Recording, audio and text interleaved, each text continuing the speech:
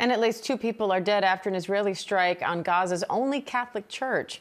It's the same church the late Pope Francis would call every night from the start of the war until his death in April.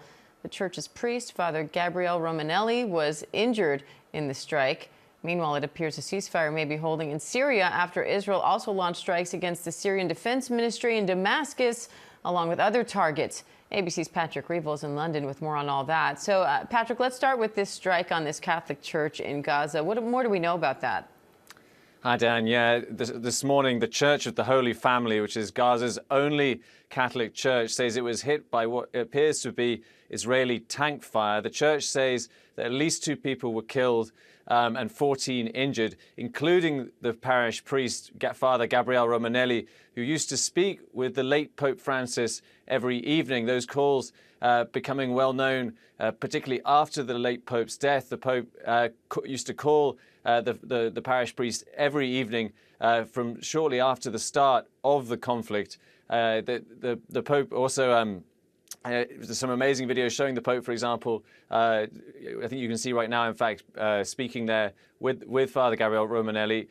Father Romanelli appears to have received a light injury to his leg. Some of the others hurt were critically injured. But again, also today, we're hearing reports that 29 people have been killed across Gaza. Pope Leo, the present Pope, has issued a statement saying that he's deeply saddened by the loss of life, and again repeating his call for an immediate ceasefire in Gaza, Diane. And Patrick, it looks like a ceasefire may be holding in Syria. What's the latest on the fighting there? Yeah, Diane, it appears that this crisis that escalated dramatically yesterday between Israel and Syria seems to be calming.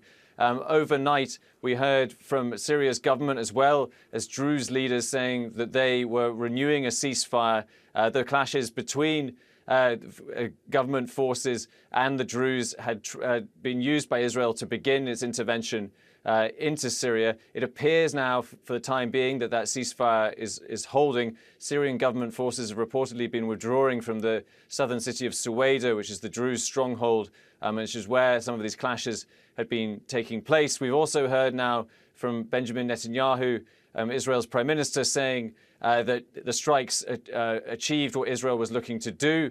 He said that Israel has 2 clear red lines in saying that it wants the area south of Damascus to the Golan Heights to be demilitarized and to not allow any Syrian government forces to move into that area at all. I think that does speak also to some of the things that perhaps Israel has been trying to achieve. You know, since the fall of Assad, basically, Netanyahu has had a clear policy of trying to basically achieve security goals in Syria. We've seen Israel take more territory inside Syria around the Golan Heights, and clearly it seems to have taken again an opportunity to establish those goals during this crisis, Diane.